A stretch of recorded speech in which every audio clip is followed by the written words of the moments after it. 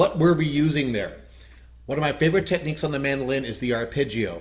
Brief snippet of theory: if you take the notes of a chord, which a basic triad or basic chord has 3 notes, the 1, 3, and the 5. So let's say you're in G, that would be G, B, and D. And you just play the notes of that chord going up the sequence. That's your basic arpeggio. Now there's lots of ways you can ornament it, lots of ways you can double up stuff, lots of ways you can make it more spicy, but you want to start with the foundation of the basic 1, 3, 5s up the octaves for most of the keys. So if you learn your G arpeggio, your A, and so on and so forth, even the minors, let's say you have D minor.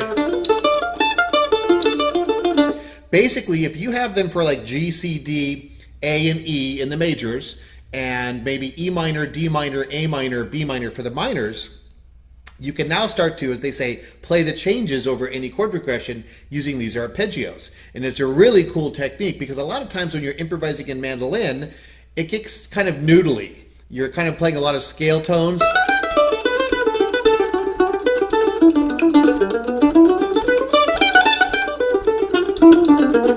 There's nothing wrong with that, but to break it up, arpeggios give you a lot more range. So a scale would be like a staircase, and arpeggio would be like a trampoline. You're going way high and way low. G scale,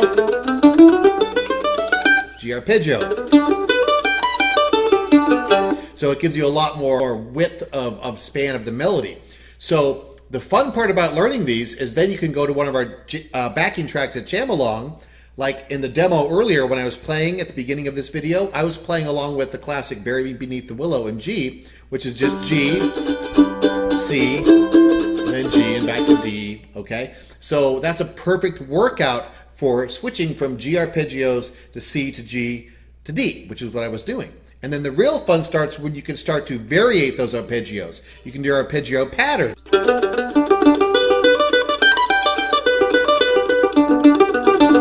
You know what I mean? Where you kind of scramble it up a bit. You can double up notes.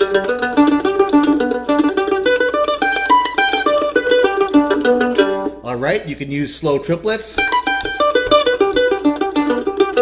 You can do tremolo. There's so many ways you can treat arpeggios on the mandolin, and they're seriously one of the most powerful tools to keep in your grab bag for improvisation.